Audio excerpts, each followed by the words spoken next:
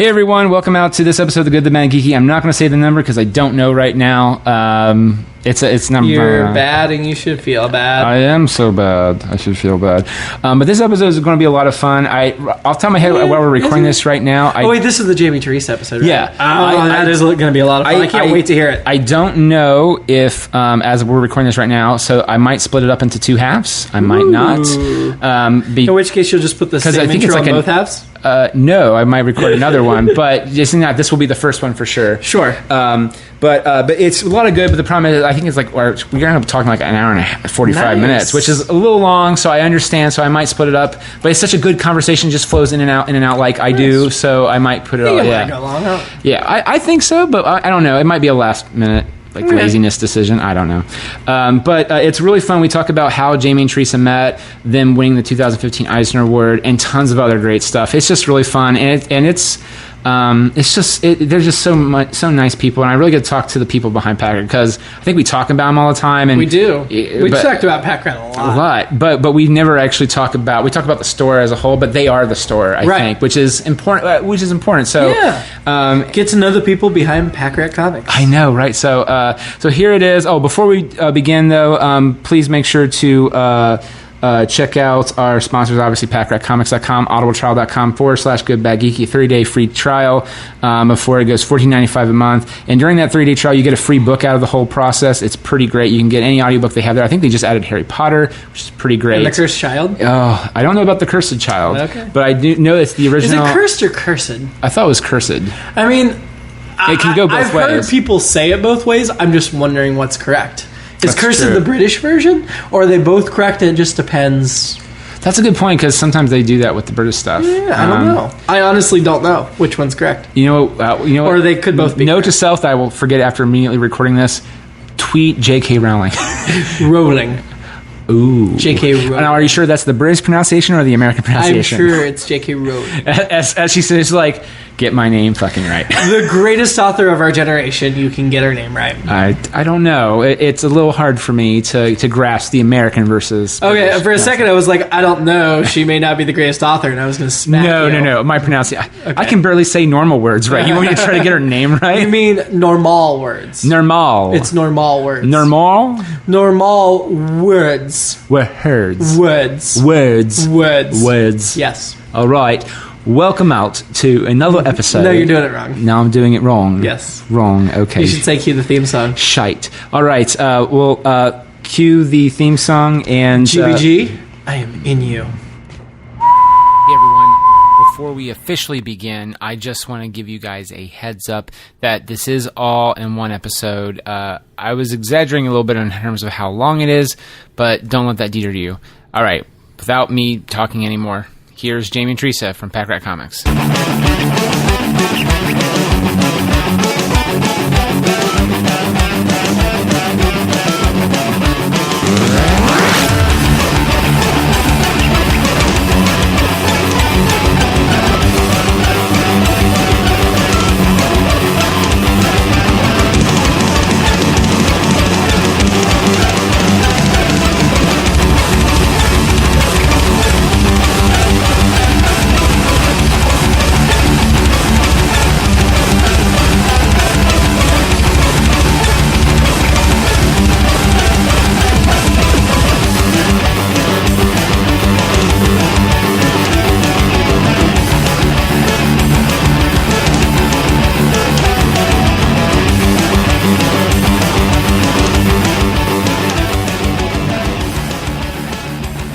All right. Hey, everyone. Welcome out to The Good, the Bad, and the Geeky. And we have very special guests with us. We talk about them all the time on the show.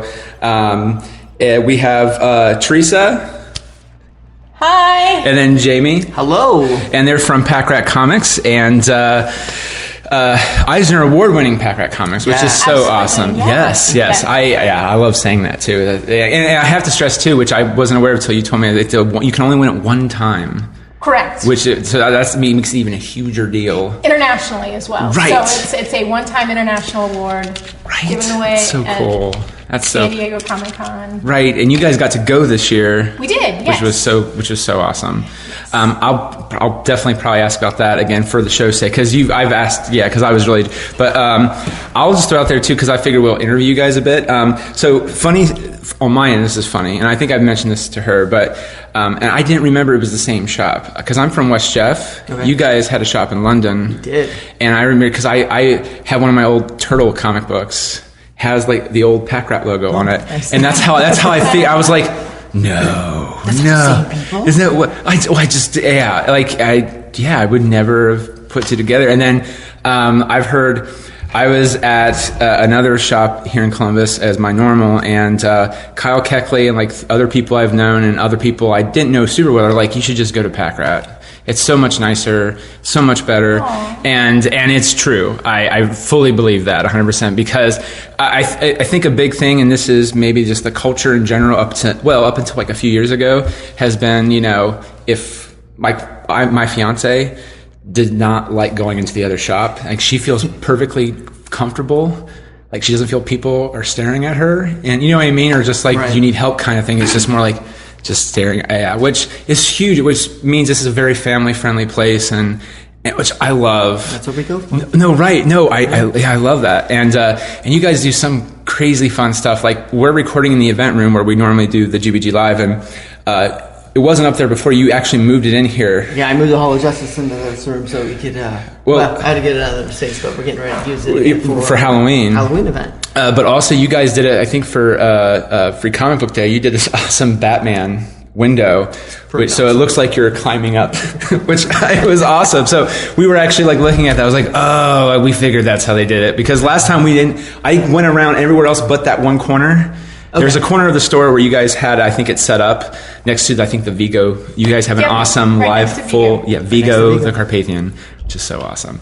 Again, you guys have like a Doctor Who, you guys have a TARDIS or a cutout of a TARDIS, right? We did have one over there. You did have one. You also, you still have Rose Tyler somewhere, right? Yeah, she's downstairs in the Ninth Doctor downstairs. Right. Well, when we would do GBG Live and the Justice League Hall was up, Droz would sometimes be back there, and some of us would just have like fake conversations with her, because everyone loves David Tennant's Doctor a lot, so it's always a running gag. But how did you guys?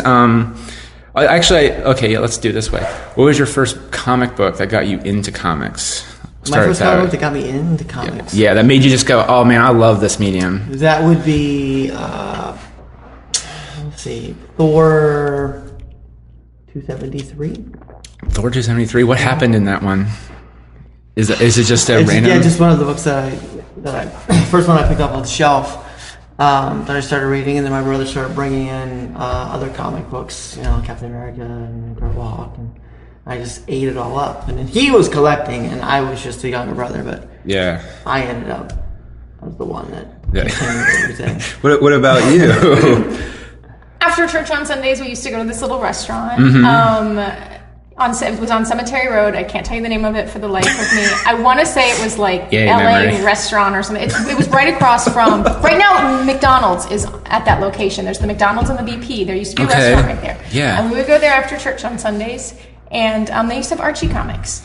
And that's what kids got to do, is you got to sit there and read Archie comics while you're waiting on your food. And I really enjoyed it, and it was something I always look forward to. Because if it wasn't the restaurant, obviously we were going to the grocery store and getting groceries. That is so awesome. So well, you guys know this, and the audience knows this too, but I don't think I've ever talked about this before. My first book I got into was, because I was a big Ninja Turtle fan, the Archie TMNT Adventures, which is actually the book I bought from your location in London. It was issue 40 there, but my first book was like issue 16 of that, and we would do it at like a grocery store, because back then they would do that. You could get books anywhere, really, but you could get them. They weren't really they would be like a second printing or something, but you would get it at the grocery store in Marysville, and my grandma lived, and my dad was like, you like comic books? Here's all my Spider-Man. And he had like the death of Gwen Stacy, but he read it so much the covers ripped off. Sure. But like I could read that. Yeah, he had like issue 100 where he gets the long arms. He just had Spider-Man and Marvel team up. And then and of course when you're younger, like Spider-Man's stupid. I don't know, because it's my dad's stuff. And then one day I was like, I learned about boarding and bagging, and I was like, we should probably take care of those. And then I would read them as I would bag them, and I was like, this Spider-Man's really good. and now it's really different reading those older comics. It is. as a comic versus collected in a trade. Like, there's a lot of things that you don't get when you get to read the comic. I remember we had an Amazing Fantasy 15 come in. I mean, that's Spider-Man's first appearance. Yes, yeah. The first thing I did was pull it out and read it. And I read, like, the Stan's page and his letters page. Oh, my gosh. The backup is amazing. Like, no one ever talks about it. What was the backup for that? I don't remember, but I remember it was better than the actual Spider-Man story. Because it's only I think the original Spidey one is like, I think 10 pages it's long. Not very long. It's not very long. It's pretty boring, but the backup was amazing. And it was. I think I have to go home and open it up and remember what it was. They were finishing Amazing Fantasy, and that was Stan's opportunity to finally tell the story that he had come up with prior to that. Okay, so from those steps, how did you guys meet, and then go to Packrat? How did that? How did we make the Packrat? How did you make us a Packrat? Which is probably, but yeah. Sure. We dated in high school. I was 16 when we started dating. Found each other at Wendy's. We found each other. We worked together at Wendy's, the restaurant right there. Yeah. For 270 in Cemetery Road. They tore it down. We wanted to go get some bricks from it. I know that sounds ridiculous. No, not at all. Not at all. But it was down and gone before we could. And do you guys work there, or do you just happen to meet? We worked there. That's cool. I invited him to my junior prom. And because I wasn't asking anybody. He wasn't asking anybody. I'm a lot like Bobby, that I don't know if a girl likes me or not. No, I'm really bad at that stuff too. So if anybody out there likes Bobby, let him know. Email goodbadgeek@gmail.com or go to Packrat Comics and use the contact us page. Interested in Bobby. Interested in Bobby. No, I completely understand. I'm really horrible at that. I completely understand. That's so good. So you asked him? Yes, I did. See, that's cool. It would never happen if she did it. So we dated for a couple of years. Really, literally just a couple of years because we got married when I was 18, and then I started working at a comic book store. We started working at Shock Comics prior to. Where was Shock Comics? That sounds really familiar. Right here. It was at our location when we were in this plaza. Yes. Okay, yeah, because you told me where we're at right now. There's another location next to the event room. You were saying that was the original. Yes. Which I didn't. Yeah, I didn't know that. Okay. Yeah. So I was working at Shock. Jamie was working at one of the local distributors. That distributed comics, and there used to be like 2 of them in Columbus, and we're doing it, and we really enjoyed what we were doing. And again, I mean, we're 18 and 20, and we're like, this seems fun. These guys don't look any smarter than we are. I think we could do this. We didn't have any money.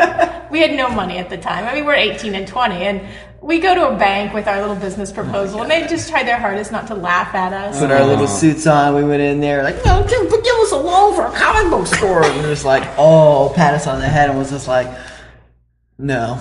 Oh my God. So, oh no, Jesus! Finally, my dad. Well, 18. No one knows. Well, right. But you guys are here now, so I think that's interesting. Yes. You actually have my dad to thank for Packrat Comics. Okay. He was the initial investor to the comic book store. He gave us our first loan. He believed in us enough to give us the money to get started. It's always family members and stuff like that when you hear stuff like this or other, like, or even independent comics or whatever. It's always... So when you see him sitting on the chair, like he'll be at the store, he'll be at the comic book store all the time, and he just sits there and smiles because he knows. Have I seen your dad before? I don't think I have. Probably. Yeah, he comes to all the events. Does he? He's here almost every day. Okay, I will. Okay. Yeah. All right. He sits in a chair and smiles and. Like, look what I have created. Sometimes I don't. I think he's more proud of us. He's more proud of us than look what I created. Well, now I feel kind of bad because I just was like, I just want to be like, thank you, sir. I'm serious, but I'm very I'm very shy, which is funny because if you guys, I know you guys now enough, I can't stop talking your head off sometimes. So, but no, that's so cool. Yeah. He used to when we couldn't make it out to London. We needed time off or something. He'd filled in for us out there. Really? It's hilarious because he knew nothing about comic books. He's a big giant. But he did it. That's so awesome. So you guys opened in London first? All right. And then what made you guys move out? Did you guys then move it out to this location here, or how did that happen? When we were in London, we bounced around. Our first building in London got condemned, so we had to move, and we moved into another building. And after a couple of years there, somebody bought the building and they wanted to do something else with it, so we had to move. At that time, Shock Comics had moved out of Hilliard to Bethel. Okay. And we still lived in Hilliard at the time, so we thought, why not move to Hilliard? And so we moved up next to Starline Diner, and we were there for a while. You guys were next to... I didn't know. We were next to Starline Diner, absolutely. It was where great. Their bar was at, we were right there. But then they wanted to expand, and so they wanted to expand with their bar, so they asked us to move, and so we moved over to the Starplex Theater by Walmart. It used to be a dollar theater. Yeah. We were over there. At Walmart? By Walmart. By Walmart. And but what side were you guys on? I'm sorry. We were right by the theater. Like to the left or to the right? So if you're looking at the theater, it's going to be on your right-hand side. Right. There's the subway. Yeah, and there was like the hobby shop at the corner. Yeah, we were between the hobby shop and I think a nail salon at the time. Right now, God. the DMV? The DMV. I was in this area. I don't remember. No, I'm not kidding. Like it's just because we used to go like every Tuesday or so. There's the I don't think they have anymore. The West Point video games. They would have sometimes they would get DVDs in like Tuesday instead of one day instead of Tuesday. Yeah. And so I think $9.95. We were only there maybe a year. Okay. And then we ended up moving to this plaza to the old Shock location that became available. Okay. And we just kind of have grown from there ever since. It's been an interesting ride. Having kids, you talk about it being family friendly. Yeah, I was about to ask that, yeah. We had our oldest, Bobby. He's going to be 21 in October. So, I mean, he's been with us the whole time. And I think when you have kids in your store, you're very aware of things that are age appropriate and that kind of thing. So early on, it was one of those things that was a focus of our store. And I don't think at the time a lot of people that started, and even when we started, we were like, oh, yay, comics, whatever. And we didn't think about, kids looking at it, little tiny kids looking at things that were inappropriate.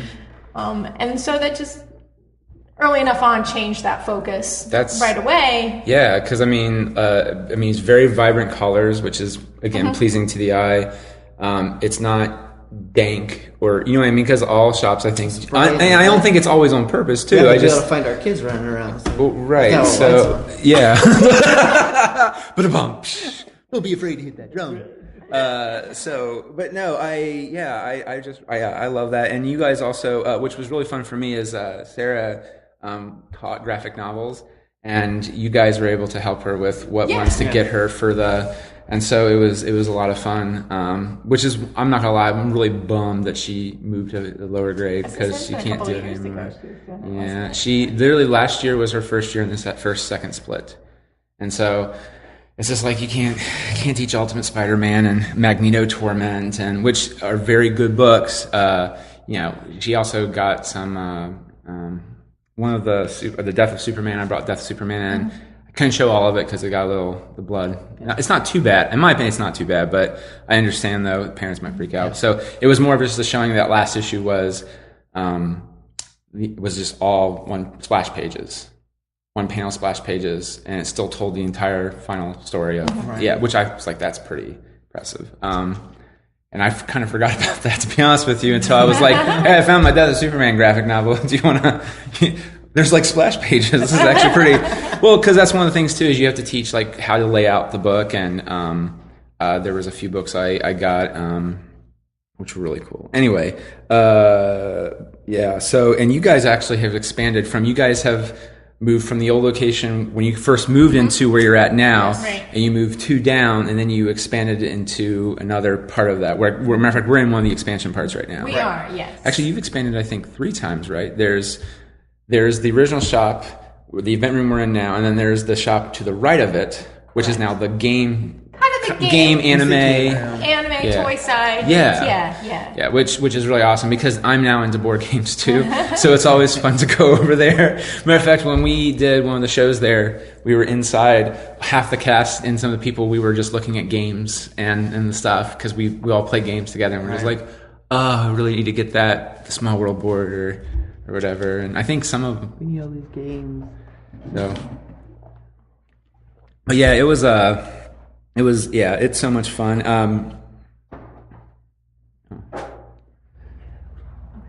No, you're good. Where was I? So you guys expanded three times. And you guys also do, which is really neat, I think, for the community. I think you guys were the first I've seen doing it. Is you guys actually do mini conventions in your space? Yeah, we never thought of it like that. We just, tried to put on events and we want to bring all the creators and have fun things for people to do. Right. Well, yeah. We just want to have fun. Like at the end of the day, when we started this, we're like, oh, this seems fun. Legitimately, we like to do fun things and sell fun things. Like you guys have had Ernie Hudson at Winston, for those not playing at home, which, for shame on you, he is an awesome Ghostbuster.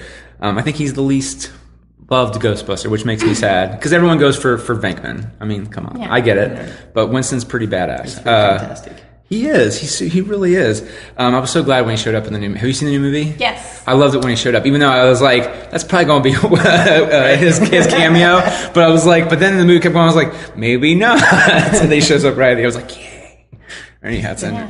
Ernie Hudson, Margot Kidder. Yeah, Margot Kidder. Lois Lane from Superman.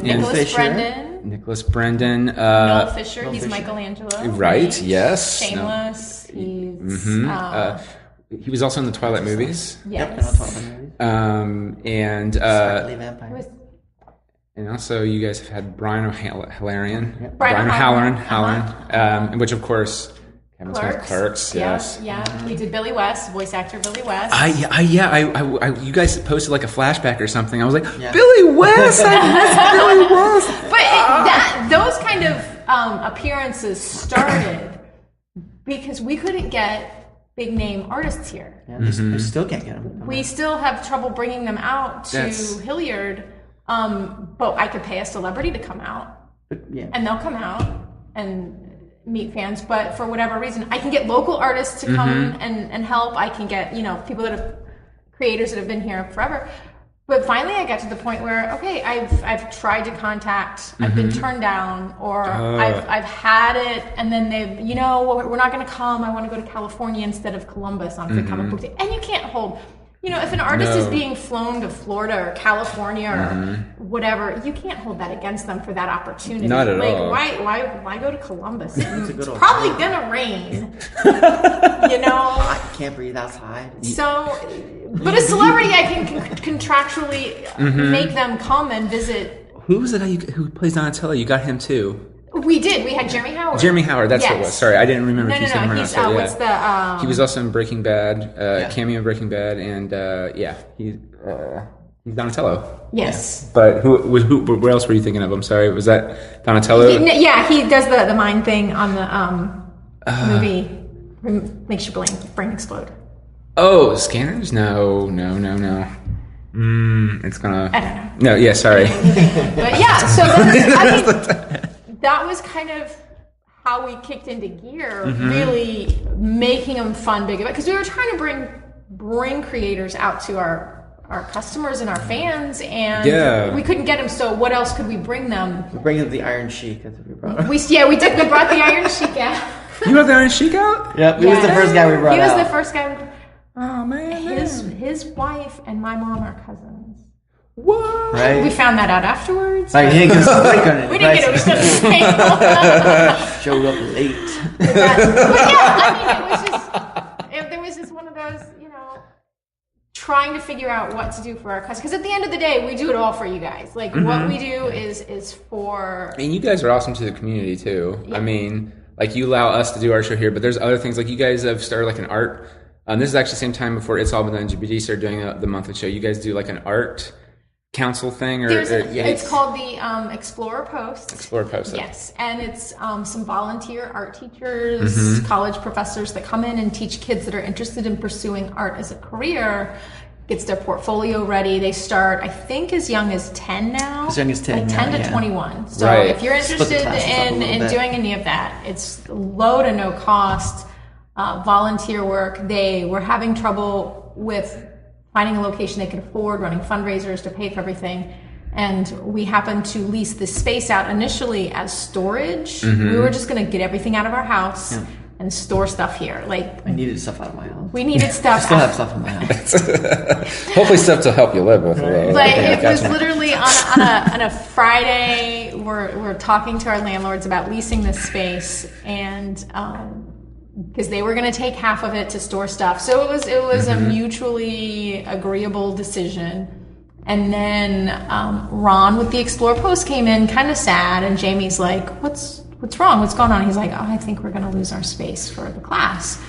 He walks him over to the space and he goes, "Is this big enough?" And Ron said yes. And so we went from immediately one plan to, well, now it's just going to be a big open space. Shove that to the side. In an art school. The stuff is still in my house.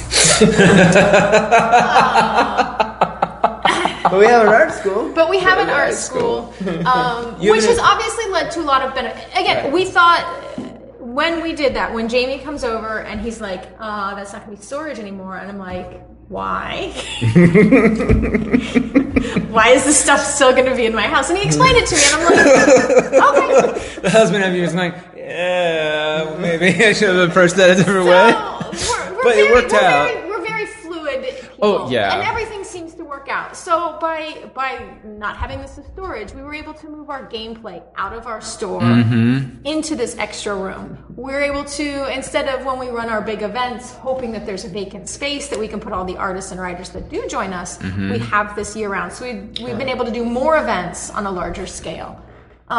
We've been able to. We had a wedding last October. We're gonna have another one in here. We're gonna have another wedding, which is so cool. We're gonna have another wedding this October. Move all the stuff in the store and have it inside. We were able to tear down the wall between the game side and the comic book store side and expand it, and you didn't have the gameplay. Which, as much as we love the gameplay in the store, it can be disruptive, and we like people to be loud and have fun. There's nothing wrong with that. No. Right. But when people are trying to browse through comics or look at games, that can be distracting. So having it over here.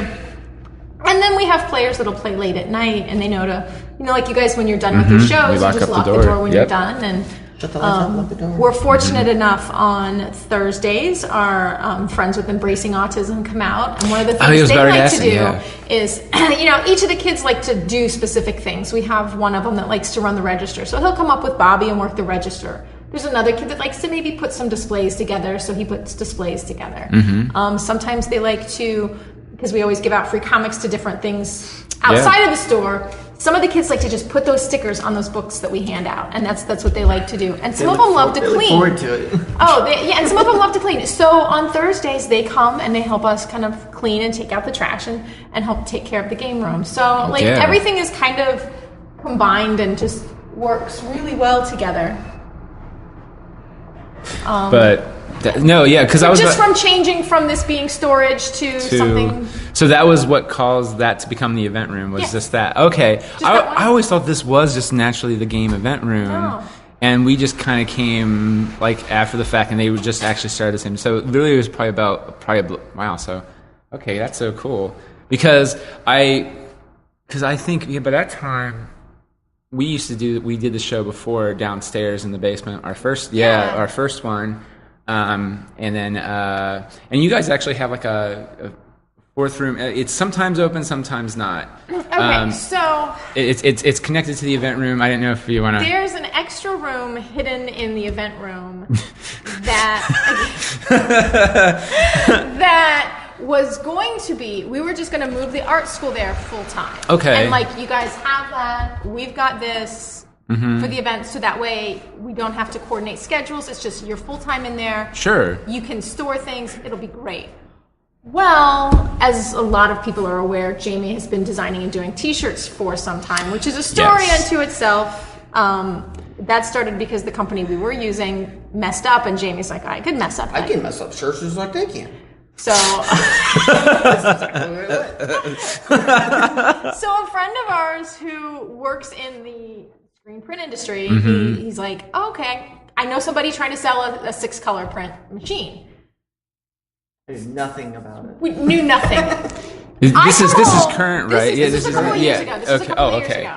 So this is our very first shirt that we did for an event. Was this Packrat one? Oh, okay. He's actually wearing. It has Mega Man, for those at home. It has Sonic the Hedgehog. Awesome. It has the By the way, what's your official Packrat character's name? Is it Packrat? It's Patrick. Patrick. And then you have Mega Man. Right. And this was drawn by Mega Man artist Tracy Yardley. Yeah, he's working on the book, or the actual Packrat book. Well, he did the character. One of his with Don Best was supposed to do it, and now she handed it off to somebody else. Okay. Go ahead. Yeah, so we started with this 6-color press. He started with just doing T-shirts for himself. Sometimes he takes a couple of orders, but most of the times it's just things that he likes to do. Well, a friend of ours recently kind of retired and had all this old equipment, and so now we have extra screen print equipment that's just sitting over there. So much screen print equipment. So without trying to lose focus on the comic book store, he's trying to spend time figuring out all this extra equipment. There's all kinds of machines. So now that secret room here is it's becoming the shop. It's becoming a screen print. Now it's storage for screen printing stuff. Oh, but that's still pretty cool, still though. Pretty awesome. So I can make posters and banners and all the stuff you would ever want for printing, digital printing. That's awesome. Screen printing. Well, because Teresa's wearing the Jurassic Park Packrat comic shirt, as I like to call it, and then I'm wearing. I chose Team Stark for Free Comic Book Day this last year, which I got in trouble for because I did not buy a Captain America one. Which, when you guys get back up and going, that's the first thing I need to do. Well, I need to get one for myself, but I really need to get one for the missus. So, because as a matter of fact, every once in a while I was like, is it back up and running yet? And she's like, he's still working on stuff. And I get it. Trust me, I get it. And what Nick's talking about, just to clarify, when we do events, Jamie has started pulling out a screen print machine that'll just do one image on a shirt. You bring in your own shirt, it's free, he puts it right on there, dries it, and that's yours. Or you can buy one of the shirts that we buy from one of our manufacturers and buy a shirt that way. But that's what I think you guys are wearing are both shirts that were part of free shirts that we've done for events. And I'm not going to lie, I wish I could say this was on purpose. It was actually just happenstance. It was the thing I grabbed out of the dryer, and I was like, oh, that's going to work out well. And then we're all wearing shirts. So... But no, I love these things. I wear this one all the time. So lots of fun to do. Lots of fun to design. Yeah. So did you and your partner design this one, or did we did? We designed all the shirts except for this one. That's the one that Tracy Yardley did. And then the one that you did. Which was really cool too. Which created a lot of there came down to two images, and it was mine and this other guy, which was really good. And you guys ended up doing both of them, which was really awesome. I liked the one. No, yeah. Actually, yeah. Yeah, so it was a lot of fun though, because it was more like whoever gets it will be the main shirt of Free Comic Book Day, and then you did the other one. It was just so much fun though, but it was really like a war between the we put them out. Groups. We had people submit images to design. We're going to put your image on a shirt. Didn't matter what you submitted. Whoever got the most likes on Facebook. And it happened to be also that year you had Jeremy Howard from Donatello. So it was like a Ninja Turtle themed thing. And I was just like, oh, this is totally up my Eric. So Eric and I designed it. There was some great design. And the guy who didn't win, he had this like 6-color image that had...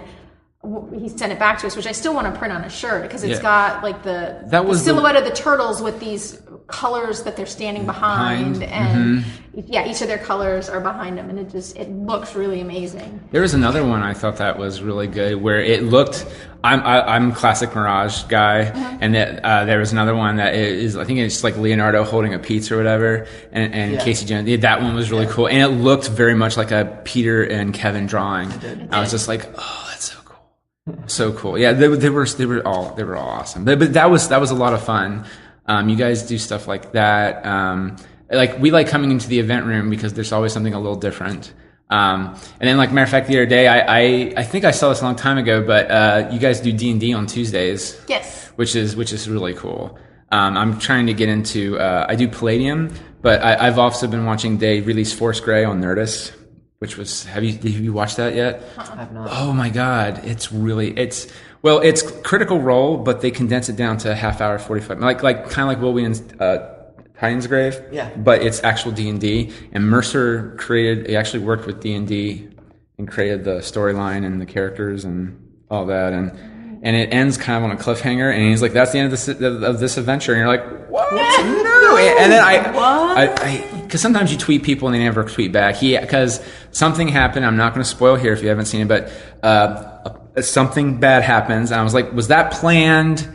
And also, is season 2 going to happen? And he's like, "We're hoping." I was like, "Oh, thank God." But no, it's really fun. He has Jonah Ray, Chris Hardwick, Brian I'm not saying his name right. I'm sorry, Brian Poshen. He's the comedian. He always has the weird Kermit voice. Yeah, he big bushy Deadpool beard for a while. Yeah. And they're all really funny, and they have I can't remember the dude name. He was in Pitch Perfect. He was the Indian gentleman who was in Pitch Perfect, and he was also in the Muppets. I can't remember his name. And Ashley Johnson. And so you have a really good geek group right there. And there's one girl who's never played it, or her and the kid from Pitch Perfect never played any of it before. And it's really interesting to see. And like the Pitch Perfect kid, like he was like the rogue. Hardwick was Will Wheaton. He was the magician. Of course. Jonah Ray was a fisherman named Jopa. He's like a monk, badass monk who's like realizing that he got called into one last adventure and he'd rather just fish.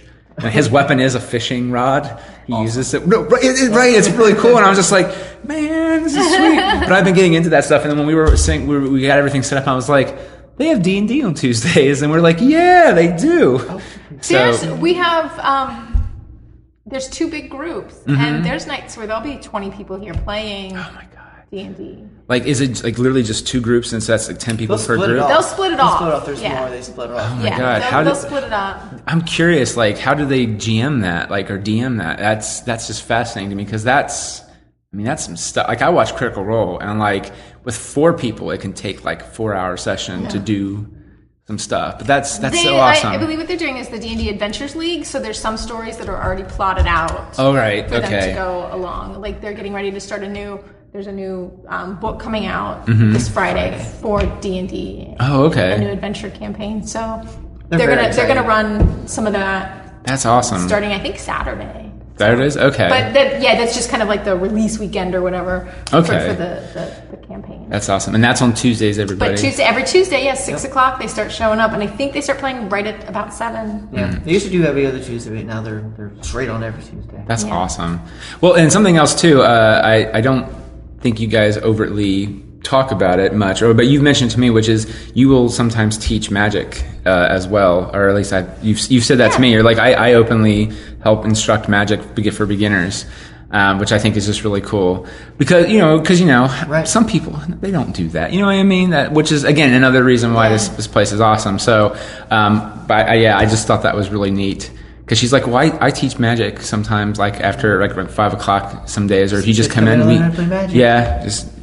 schedule. We've got little, we have 60 card decks for kids to learn how to play. They're basically two 30 card decks that are single colored to teach them how to play. And I've been teaching it since '93, so I can explain it and teach it in under 5 minutes.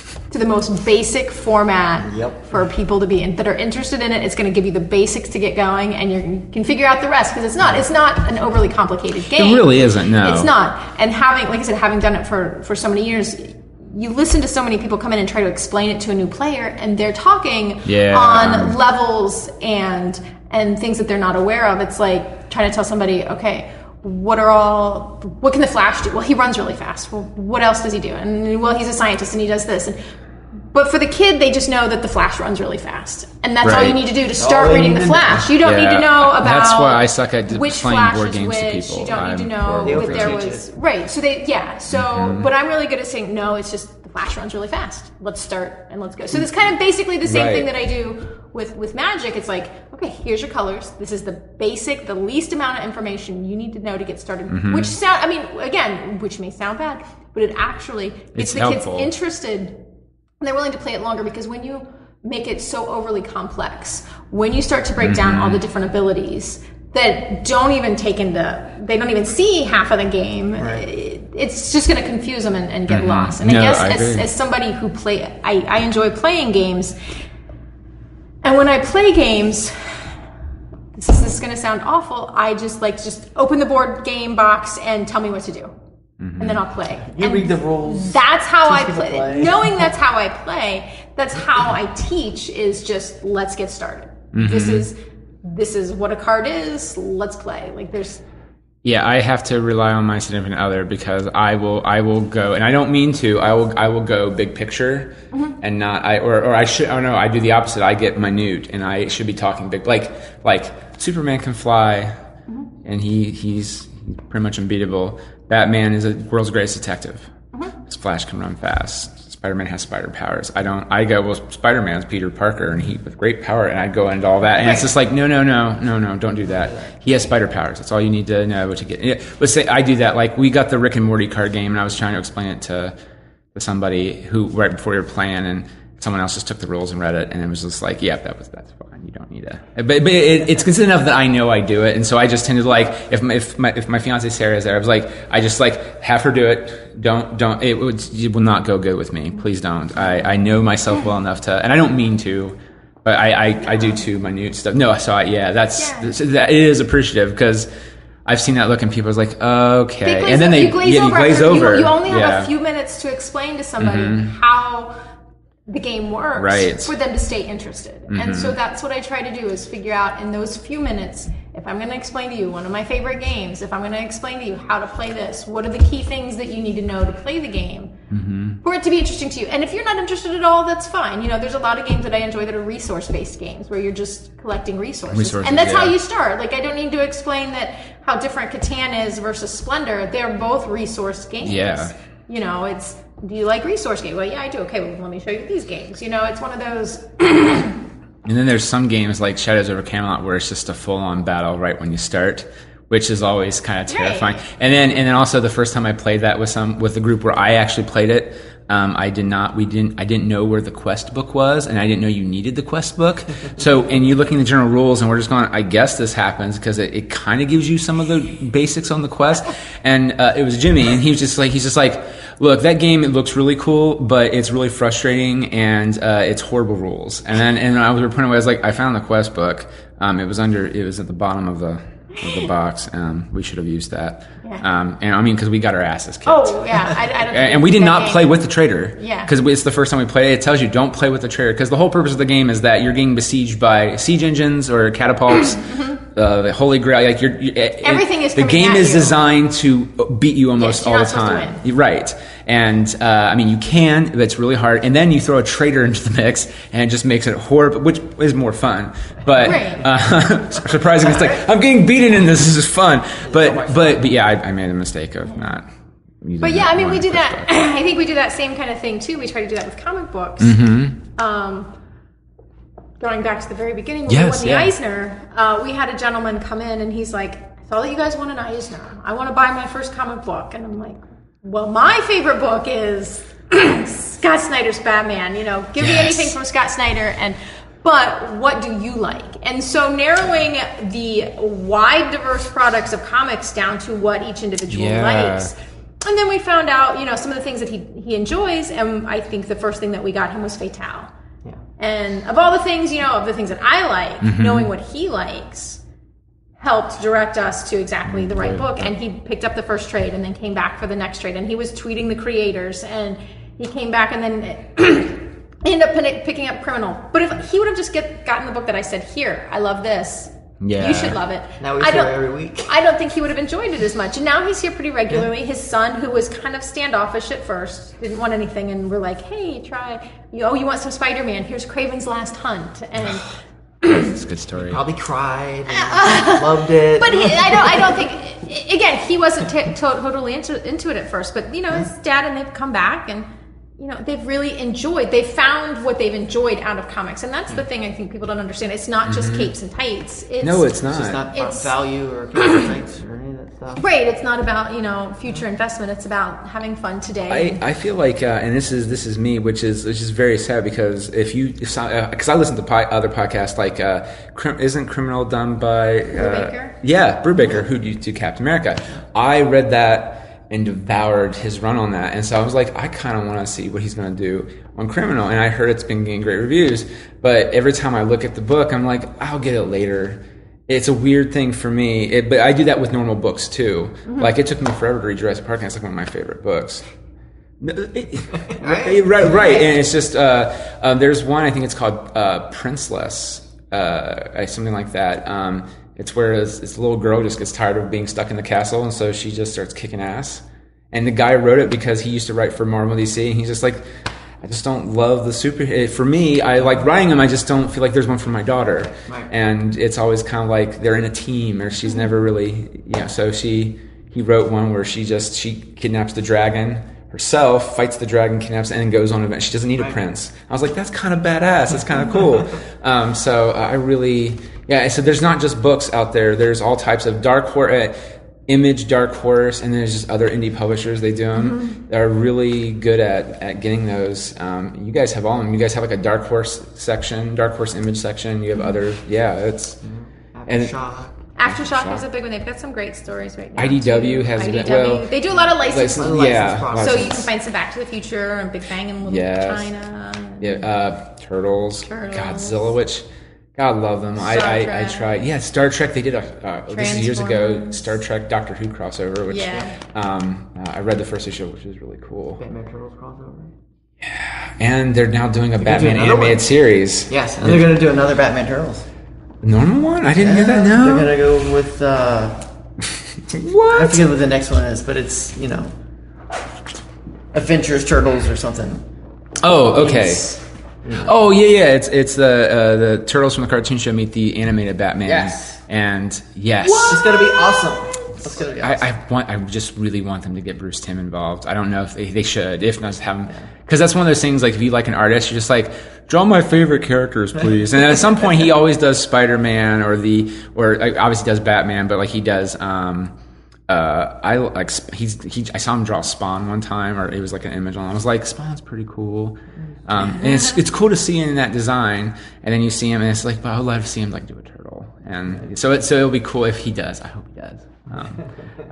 Nerd wish, but no. So, but that's one of the things I wanted to with you guys on the show is start probably once a month or so, just go over like what books are what are you guys reading, I guess, and what's coming out that should be interesting for listeners to, if they're in the Ohio area, come to Packrat, of course. Right. But then if not, go and get the book, or maybe there's a graphic novel that is out instead that you should check out, or not even just limited to that, like board games, graphic novel, or not. I already said graphic novel. Board games, toys, because you guys have toys as well. You have that really awesome background one from NECA.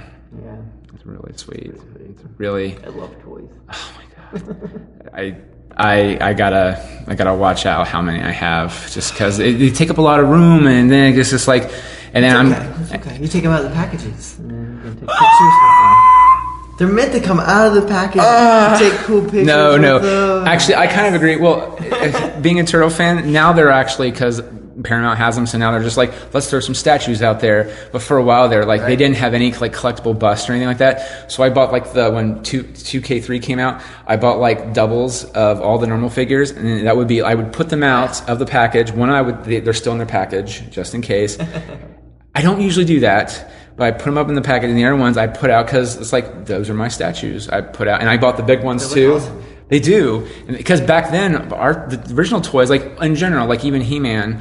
Like, He-Man's sword wasn't like gray with a colored handle, like detailed. It was just like a weird kind of like a glow in the dark one color. Right.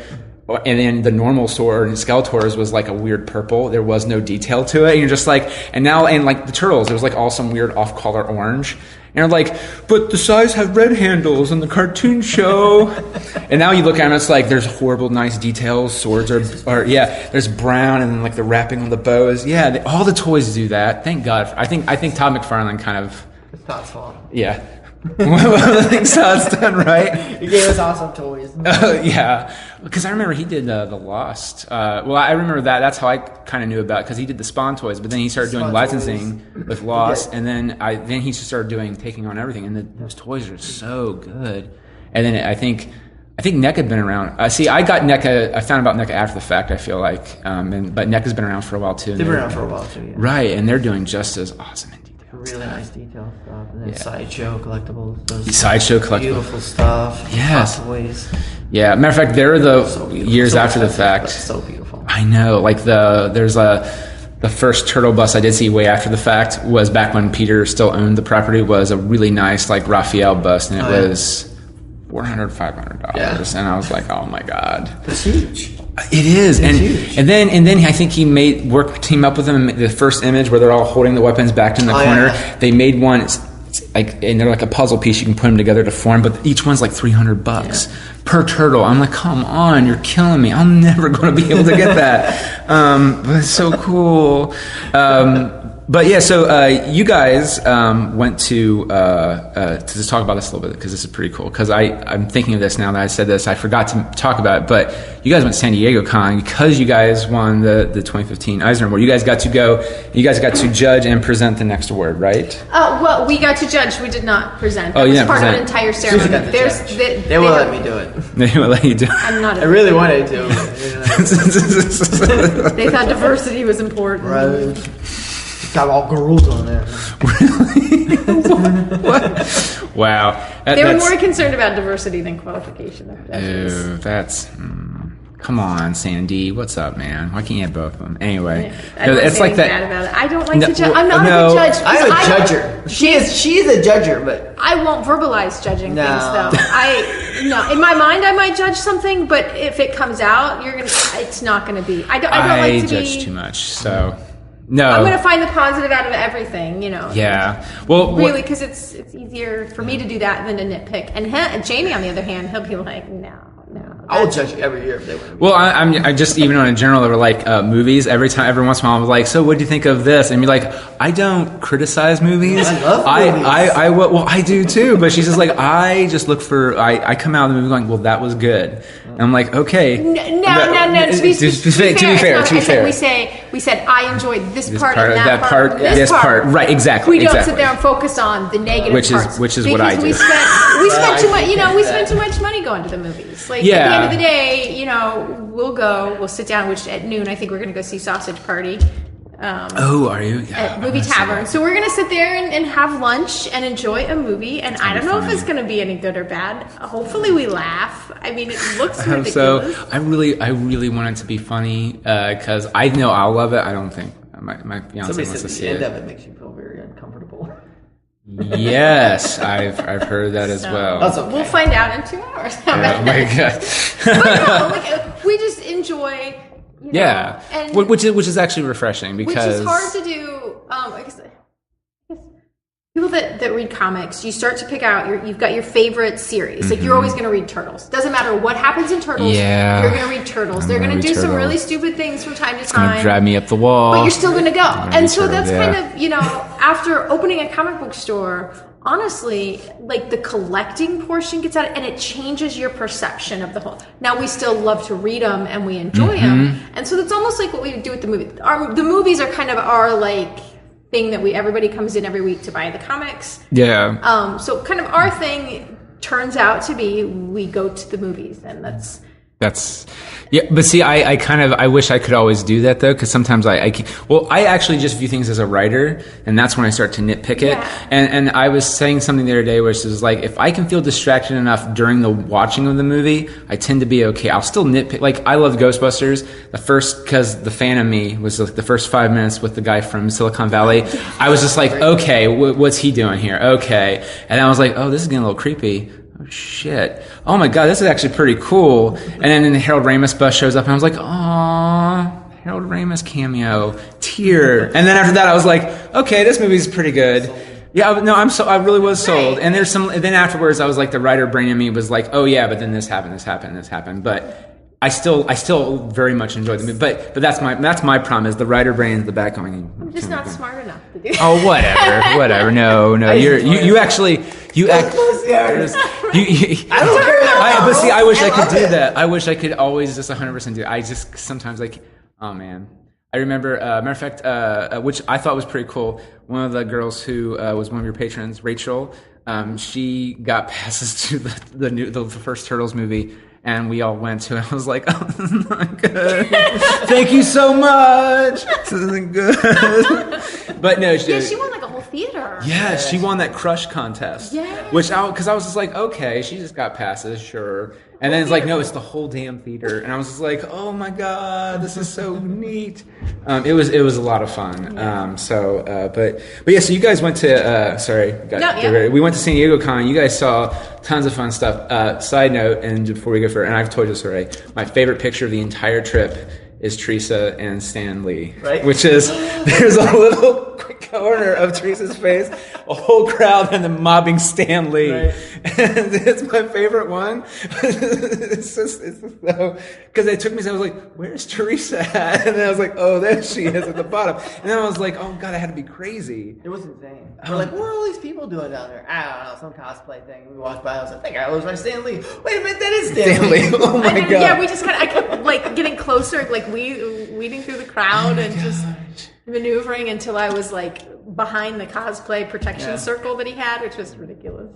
And so I'm just trying to take a picture the best I can. I which is awful because I was trying to enjoy listening to him, but at the same time, I'm trying to get him with his face turned at the right angle. That dude knows how to sell and put on a show. It's It's aggravatingly awesome how good he is because he's just like, I want to do that.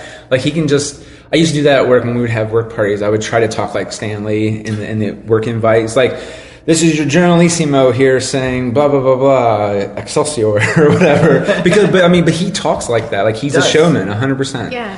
And he just. It's fun watching him today, listening to his interviews where I came up with this and I did that, and then you go back to the 70s interviews that he did, and he's like, we did this, and as a team, we came up with that, so that he's outlived everybody.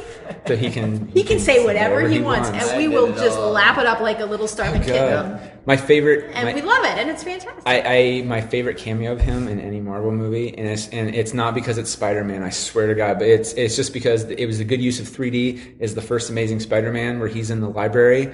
We saw that because the fight scene trains. Where he's got the headphones on, listening to. Yeah, and he's forefront, right in front of a wide shot of the library. He just kind of walks into it, and the background, Spidey and Lizard are just destroying each other. And at one point, like Spider-Man webs Lizard, and Lizard throws him. He's going about ready to hit Stan Lee, and it's like, nope, it gets pulled back. And it's the funniest. It's just, and he doesn't even really say anything. He's just there. I love that. But he usually has some. He's in Deadpool. In the strip club. I'm just like, it was like, Stan Lee. Actually, Sarah was like, is that Stan Lee? I was like, yeah, he's in a strip club. Because, it's Stan Lee. You don't expect it. It's like, really, he's going to be in Deadpool? Yeah, he is. I think my favorite cameo for his is the Ant-Man cameo. Oh, which one was the Ant-Man That's where cameo? the one guy is talking about the story about his friend tells his friend who tells his friend. Oh, yeah, and then, so he's not really talking. It's the voice of the co-star of the movie. Yeah, okay, that's right. Because they do that twice. Reason. They do that twice. I love that movie. Jamie doesn't like it, and that's okay. I love Ant-Man. I'm just curious. I just didn't like the movie. You felt like it was. I liked everybody but Paul Rudd. That's a huge thing to No. But hey, I don't know what his name is. His kind of psychic, the Mexican guy that was there. He should have been Ant-Man. He was more entertaining for me. Fair enough. Oh, there are some people like in movies, or you just don't like. I don't like Amy Poehler for some reason. I just do not know why.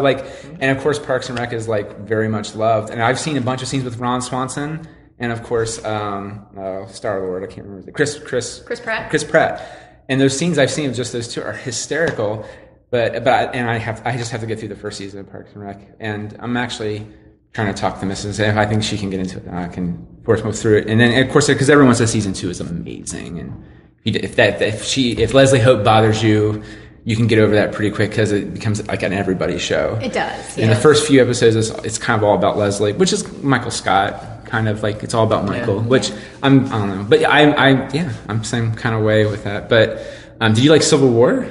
I like Civil War. Oh man, He was great. He was great in that. Because it wasn't just... Well, no, okay, so that's interesting. Ant-Man in that one. And Giant Man. Giant Man. So. Yeah, that was my... I think it was so long, like the Ant-Man was just so long for him to get into the damn suit. Just get into the damn suit and be Ant-Man. And be Ant-Man. And of course that's well, my dad always told me when he would read books, he's like, there are so many stories I love, like he would talk about Iceman and the Human Torch could never really, if humidity got too low, because they pull it from the humidity, their powers kind of, they can't do anything. Yeah. And he just loves that. And then his favorite Batman Superman story is where they wanted to see who was really the world's greatest detective, and so they went to the. Spoiler. Well, no, really. But apparently, the big twist was, and this is my dad telling it and me regurgitating, is he goes to the Fortress of Solitude. They use one of the devices to erase their memories, not even know that they're Batman or Superman, or not even know each other. Oh, yeah. And it's whoever figures out who they are and who the other person is. And Superman's like, Clark's freaking out. Like he's starting to float. He doesn't know why. He's trying to shave. He's blowing stuff up. Batman and the way Dad tells us is that Batman figures out in like a page or two that he's Batman, and then that Clark Kent is Superman. And I was like, well, of course, he's the world's greatest detective. And then he has to go. Okay, we need to go, Clark, to Fortress of Solitude and get our memories back. And so it's like, and then Batman won and then So he. But the point, was Ant-Man would always turn into Giant Man, but then Giant Man can't move as fast. He moves super slow, and so everyone could be able to kick his ass. And I was just like, okay. And then they do that right in the movie. Because I saw it, first time I saw it, I was like, my dad is going to love this. And it was. Matter of fact, half of that I just was watching it, because at that point I saw it 3 times. So I knew what was going on. I just was just watching him. He was just eating it up. It was so much fun. Because... Right. Yeah, and of course, and is my favorite. I think it's one of the better Spider-Man, because it's great. Yeah, well, I think, and this is me being critiquey, like Batman had the same issue where the person's really good as Batman, but not as Bruce Wayne, or sometimes it's vice versa. And I think that they kind of had the same problem with Spider-Man. And it's not always the actor's fault. Sometimes it's just they write, like Andrew Garfield was good with the snarks, but they would actually give him the snarks. They never gave Tobey Maguire the snarks. And part of it is probably because of the narration. They didn't want to confuse the audience. They also had to make him take his mask off at the end, whatever. Right. But this one, it's like, oh no, he's good Peter and a good Spider-Man. Like he's doing both. It's like, yay! So it was like bonus for him, because he really likes Spider-Man too. So but yeah, so you guys. We're getting completely off topic. I'm sorry. So San Diego Con, you guys went, and you guys got to. Did they already announce who won? No, for this year, they did. They announced they have the Eisner Ceremonies, which is for the entire industry, from comic creators to the best-selling comics to the artists to the writers. Like it's like a 2-hour ceremony. And it's named after Will Eisner, who did The Spirit, amongst many other awesome things. So, but yeah, like, what was your being the judge? What was your critiquing? Like, you don't have to say what you voted for. I'm just saying, like, what's your thing that you look for? Like, is it same stuff that you do? What was difficult was when they send you, because somebody nominates your store, and they send you a request for documentation, and you have to make a video, and there's a lot of work that you have to do once you're nominated. And having been on that receiving end as far as what they're asking for, and then looking for that as you're judging what you've been asked for, everybody interprets it differently because it's so general. So you're looking at, let's say you went to go judge a pizza contest, right? You're judging. You're gonna have. You're told you have to make a pizza. That does sound really good. But you're not told if it has to be a mushroom pizza or a pepperoni pizza. Oh, you're just pizza in general. Or if it's just a cheese. It's just, here's your choice of pizza. Which one do you like the best? Well, sometimes you like pepperoni pizza, and sometimes you like mushroom pizza. So that's kind of what it felt like judging. Sometimes this store is going to appeal to you, and having the different judges there with no real clear understanding of what the nominees had to submit, whatever you were in the mood for that day. Like, so that we won, yes, it's amazing and it's great, but also judging is really difficult because, everybody's got a different taste in pizza. at the end of the day. So you're looking for the best store. And you haven't even got to the best store yet. You're all about pizza now. Right. Sorry. No, but no, I guess that's the only way I could compare it, is because what they're sending you and the information that they're sending you, it gets down to where you've got, we only had 20 stores to judge from this year, which is a lot less than what they've had in the past. Really? Because that already sounds like a lot. When we won last year, there were 40 nominees. What? That is so awesome. And there was a clear winner. Midtown. Oh, yeah. No, we were. We were. No, legitimately we were. Like, the way the packet was, like, we got calls from multiple individuals, including the guy that runs it. He's like, hey, this is if we could duplicate this across the board, this would be great. I'm like, well, why don't you tell people that's what you want? It'll be easier. Saying make a pizza. Oh my gosh. So yeah, I'm judging 20 different pizzas, and you had some old school people that like deep dish and some that like thin crust, and it just depends on what you like that appealed to you. I mean, fair enough. One of the specific, I guess the best example that I could have when I judged, which shows you the different mentality of it, was the very first, and they did it alphabetical. The very first store that they showed this video of the store, and everybody's like, well, where's their kids section? And I said, well, what kind of store is this? Are they located on campus? Because if it's a campus store, they're not going to have a kids section. And we Googled that store. Guess what? So you guys are all in the room like a jury together, oh, wow. watching this video, because they show all the videos first. And so we're watching this video. And like I said, they were all upset that there was no kids section. And they Google it, and sure enough, the store is on campus. And I'm like, that would be a waste of their resources to put together a kids section. I'm sure they have kids comics, but they don't have a massive kids section. Right. Your store is going to cater to your environment. And I think that's something that I don't think that they realized. You got to go to your We're a comic book store in the suburbs. We're going to have a comic book store that fits the general needs of our population. Right. You've got stores on campuses that are going to fit the needs and meet the needs of that population. So that's the tough part about the award is, again, when I'm talking about pepperoni pizza versus mushroom pizza, that's a big difference. It really is, because you're dealing with two different. Because if you do that, then it's taking away possible sales for their business and something else. So because again, you're not catering to the needs of the community at that point. Right. And if your community is campus, then you gotta go more for the. You're doing different events. Yeah. It's just like, I mean, the same thing would be for record stores. You're gonna probably have a section for local artists, a little bit more and maybe 45s, because it's the hip thing to do, because that's what the community on campus wants. People are finding they have record players, exactly. So that's where I found it very difficult in judging. Jamie said he could do it all day long and tell you what the best pizza is, even regardless of the toppings. So it's lunchtime. Right? No, yeah. But yeah, I mean, sounds good. We could do it with donuts too, because even just a simple glazed donut. How many different kinds of great glazed donuts are there? There's a lot. Do a pizza show. We should just go around on Saturday. But wait, okay. So I used to work for Pizza Place. No, I went to like conventions where they have the pizza shows.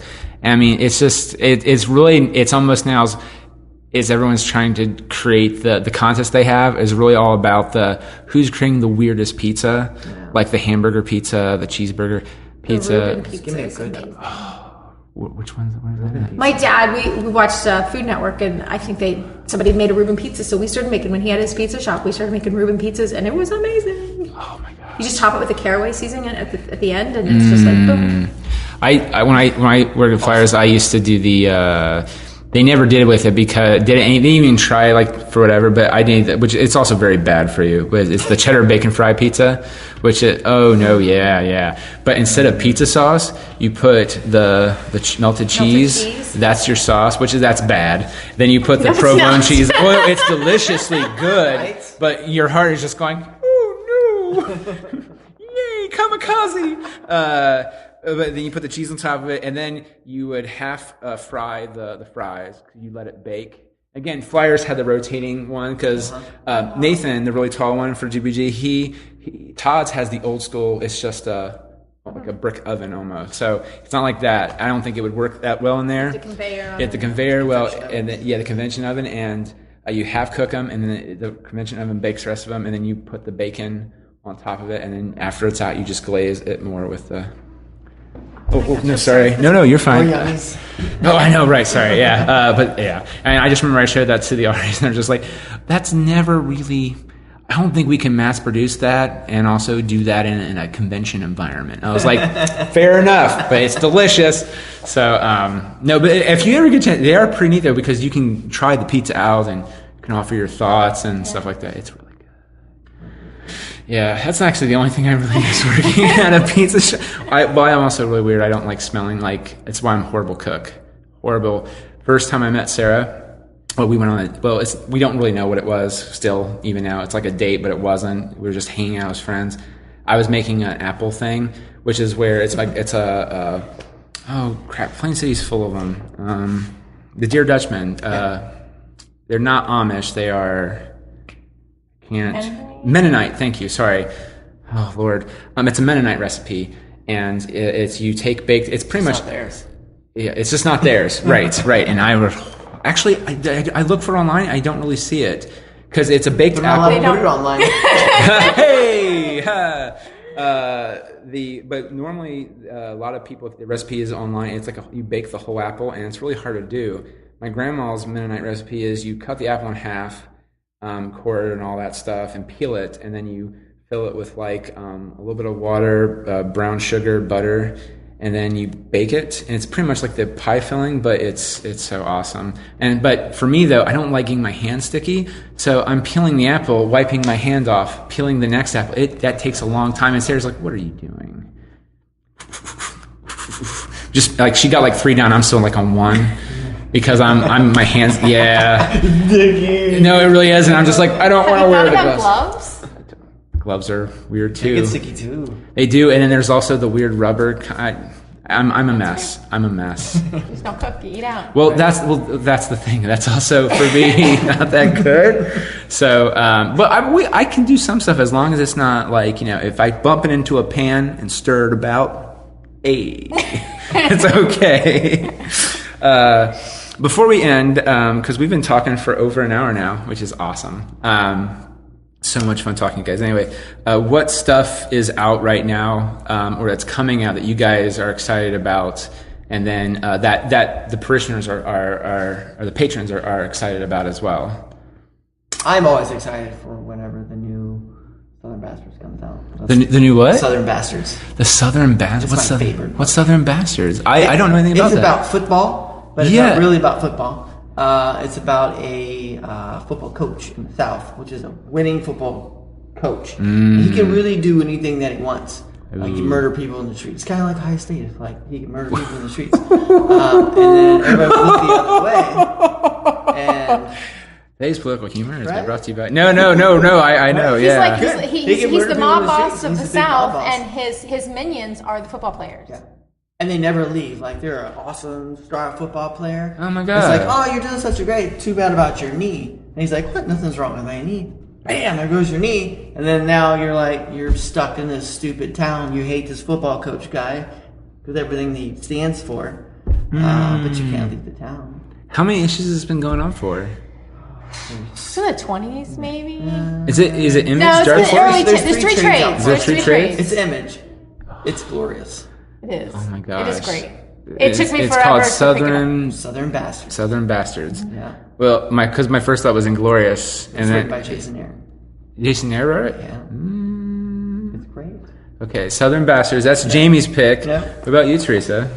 I'm all for the Cannonball Run version of Batman for All-Star Batman with Batman and Two-Face. That I'm so excited. I cried when they announced Scott Snyder on the Batman team, because when DC did their WonderCon panel, and here's all of our Batman creators for the new rebirth of Batman, and there was no Scott Snyder, and I was like, stupid DC. And they finished everything, and then they announced, and now on All-Star Batman, Scott Snyder walks out, and I cried. I was like, I am such a dork. Yeah. But the way they described it, was that it's Batman and Two-Face driving cross country on adventures. And the first thing that popped into my mind was Cannonball Run. And I'm like, oh my God, it's going to be awesome. Now, they want to make Two-Face just Joker insane, and I think they're going to do a great job. The first couple of pages with Batman, they had Batman making a couple of jokes, and I'm like, Batman doesn't joke. Like, so that was the only thing so far that was just like I questioned, but the rest of it, I can't wait to see where it goes. I'm really excited. So the end of that book was fantastic. There's only one issue so far, so I hate to get too excited, but I'm not. It's Scott Snyder. Yeah, I was telling you, love for Snyder. Hashtag, what was it? Hashtag love for Snyder? Yeah. Hashtag love for Snyder. No, I just remember that from old. Jimmy Fallon. Yes, yeah. Justin Bieber. Yeah. Hashtag comic book. Hashtag. Yeah, then the root comes in, is like, will you stop that shit out? And then show. No, I love that. I think it's hysterical. For a while, I was actually, for my kids, I was just harassing them online. I would spell out the word hashtag. Is this right? Hashtag. Oh. Kids are doing. Is that what the kids are doing today? Hashtag, and I spelled it out. Oh my gosh. I don't see. I could. My first thought is that would be that's such a awesome Bullwinkle joke, and I was like, I could never make that work. Like vocally, because you can't, you know what I mean? Because you're just like, oh, you're doing a hashtag. You could say HT. Okay. You could do that if you wanted to spell it out live. Okay. I mean, there was one time I was laughing at a joke, and I actually, in person, said LOL instead of, like, just laughing. No, I became a big fan of Snyder. They did a Nerdist Writers panel. I was telling you today, they did a Nerdist Writers panel, and they interviewed, I think, Snyder and Capullo. And they were just talking about how they got on the book, and the more they talked about it, and then it just so happened, I think, Free Comic Book Day, like a little bit later, DC released online like the first 2 books of their tenure together. So I got to read it, and it was really good. And then it was just one of those things that just kind of, for me, fell behind the cracks. But I'm also, they have the trade paperbacks on those probably right now. Yes. Okay, so I should just get those. All the trades. They're right over there. But what about what are the big things that are coming out that the patrons are super excited about? Do you, like, that you guys think of the patrons? I mean, it's everything, but like, is there anything that's standing out to you guys as well? Like, they're really enjoying all of the new DC Rebirth. DC Rebirth. Yeah, most of it's been really great, and they're all enjoying it. I think that most of them are enjoying maybe Green Arrow a little more than some of the other ones. Some of the other ones. What's the big thing that's happening in Green Arrow that's setting it? Are you aware of what's setting it apart? I am not. Okay, fair enough. I am not. I have not read that one yet. Well, I've read Batman. My one friend who does who helps out with conventions, she likes them all. She loves them all, but she really loves Nightwing. And it's nice to have Nightwing back. Dick Grayson, that series was great. Well, that's what she was madly in love with him being the secret agent thing. Right. Because at first she's like, that's stupid. Why would you take away Nightwing like that as a super agent? Fine, yeah. And then it was fine. And then she's like, now I'm mad at DC because it looked like they were done with it. And it's like, no, Nightwing's still back. He's Nightwing again. Yeah. And then she's like, it's so good. It is nice to have Yeah. Is Damian back or no in Batman? Is he back? I don't think he's back yet. He's not back yet? Okay. He's supposed to be with we're gonna do one with like Damian and Superboy together. That's Ooh. not yet. Interesting. I'm looking forward for that book. It's probably gonna be terrible, but I'm looking forward to it. I used to hate Damien until they killed him. I love and I was Damien. like, oh. Why? Okay, He was a jerk. Well, right, but why? But I've always found that interesting is that people hate a character and then they die and they're just like, but I only miss that character. No, it's the story. I think when they did Batman Incorporated, and they rewrote him in that series, when they launched that whole New 52, and they did this Batman, I'm like, oh, okay, Damien, I'm really liking you, and then they killed him. Like, it wasn't like I was... Okay. Yeah, so it was... Fair enough. I didn't like him, and then... They actually just course-corrected writing him. They had written a new story, and I was like, oh, this... Okay, I can follow... Because he ends up with, like, a pet cow. Like, it's just ridiculous. It's... Right? I don't want to say a pet cow, but there was some sympathy. There was a cow There was a cow involved.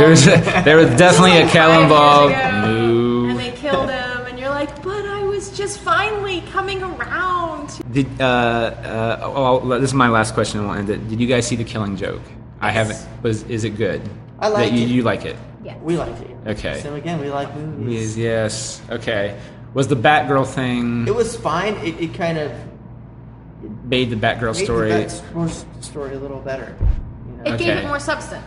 Yeah. Because Awesome. at the end of the day, The Killing Joke is a very short story. It is, yes. And because the atrocity occurs to Batgirl, you're like, well, what are we going to do to kind of give you more information? Because everybody knows about Batman, everybody knows about Joker.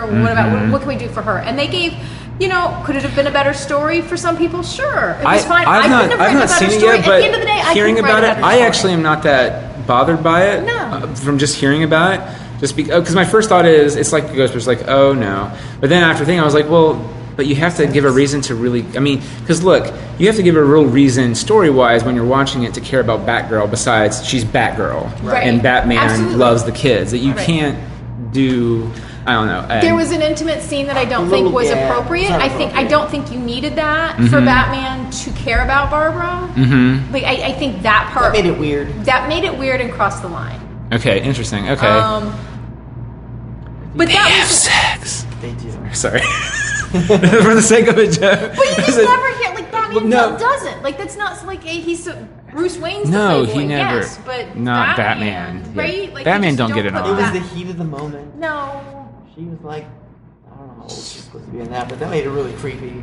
Right, because she seems To pretty me, she's young. just a young girl, and then he's this older guy. Well, there was always hints of it too in Batman Beyond. Like eventually they did, and it just didn't work out, and it just kind of deteriorated things further, which is interesting. But again, that's being talked about, and also Barbara Babs is showing her age in that one. So you're like, oh, I have no problem with that. But then I can understand if you're watching it and it looks a little But and of course I have to ask, how was Conroy and Hamill? Were they great? Fantastic. They're the best. They're my favorite. Scenes. Does he? Yeah, he sings. He does like in the roller coaster. He does the whole cool song. It's magical. There's so many voice actors. They're perfect in their role. Mark Hamill is the Joker, and then I want to see him as a live action. Why can't he be the live action Joker? Like, what's Just wrong? one time. What's Just wrong give with me that? him. I don't know. Well, I've not seen it all, but I hear like the trickster kind of borders. Okay. Sometimes he goes in and out Give using him that the voice. Joker. And he cuts it right off. Give right him at the Joker. part. Why not? Why not? I don't know, because watching him, and it's also really funny to see him. Being that we do the radio show, it's interesting because if I play Captain Kake, I don't really do anything different. I just stand up. But like if I've done some characters, you do start to hunch over, and when you see him do the Joker, he like hunches his shoulders up, and like it's just. I mean, it's a real vocal. I understand why it's very tiring for him. You know what I mean? Because I've done that where I've like completely hunched over and whatever for a character, and then, like, the only thing is we're doing it live, so I don't get a break. Right. And if I stop, then it looks like I'm breaking character, and it just looks weird. And then, but just still, like, just even do it for a few minutes is just, it does physically take a lot of value. And he's Luke Skywalker, but the dude, I gotta love him. He's getting up in years, and I just want him to be the Joker forever. Live action, non-live action. Just give me some more. There was one of the movies I saw the DC did. It's Bruce Greenwood or something like that. He sounds really like Kevin Conroy for a little bit, and then it doesn't, and it made me so mad because I was like, "That's not Batman. You don't do that." Granted, the movie was actually pretty good, but it just. What was the one Bryan Cranston voiced the commissioner? He was Commissioner Gordon in one of the movies, and I thought his voice was a perfect Gordon. Year one. Was it I think it was year one. Yeah. His voice was a great Gordon. Yeah. I just because But I don't know if I could visually see him as Commissioner Gordon, but his voice was a great Gordon. See, and that's the great. This is why I love the DC card. I love the DC stories. I just wish Bruce Timm was always in charge of all of them because I'd like them all to kind of be the same thing. It's a me thing. Well, part of it is that they just do such a good job introducing the voices, and that's who you grew up with, and they did such a good job. I just want them to keep doing it. Like Mark Hamill as the Joker. Like, I love John DiMaggio, but his Joker just feels like he's trying to do Mark Hamill and Heath Ledger combined, and it's just. No, it's still really good though. It's its own thing. But I like Doom. I saw Justice League Doom. looks so good, but I was like, why can't we use like Kevin Conroy and the original TV show Flash? And I think in that one they did use Nathan Fillion as the Green Lantern, which I am always A-okay with because he's my Green Lantern now. Well, actually, the Flashpoint, he's Green Lantern. Well, there's Henry Jones. Henry Jones? No, Henry is the current Green Lantern. Yeah. But then when it flashpoints, it jumps back to another time. It's Nathan Fillion as Green Lantern. You're like, yay! So, all right. Well, that's it for right now because we've been talking an hour and 20 minutes, so which is awesome. So, has it gone okay for you guys? Great. Yeah. Okay. All right. And then next time we'll hopefully just do more comic stuff and movie or whatever. Yeah, no, yes. This is fine. Whatever. Yeah. And by the way, follow them on packratcomics.com, and you can find out the link. Follow me on Instagram as well. Social media. Packrat Comics is on Instagram. And follow us on Twitter. Twitter. What's the Facebook? It's facebook.com/. Is it Packrat Comics? Yes. Or is it, okay. Yeah. Which one of my favorite bits is your new comic day videos. They're a treat. So much fun. Oh my! It takes me a couple days to figure out what to do, but yeah, they're so much fun. Just go watch them because they're awesome. Yes, please do. And again, that's facebook.com/Packrat Comics, Instagram and Twitter, Packrat Comics, all one word. And the Packrat Comics on Twitter is _ because somebody stole the other one. What? Yeah. Or I signed up a long time ago and forgot that I did. It could be that one.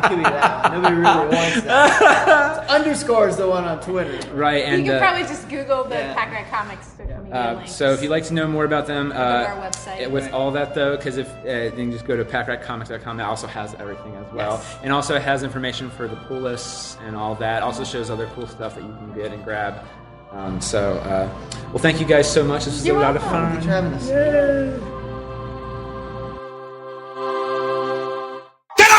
Jeez! You're a creep! Go away! We're having a good time until you showed up, cheapers! Go have some coffee with cream or something! Because I'll tell you something! This is a happy place! Something!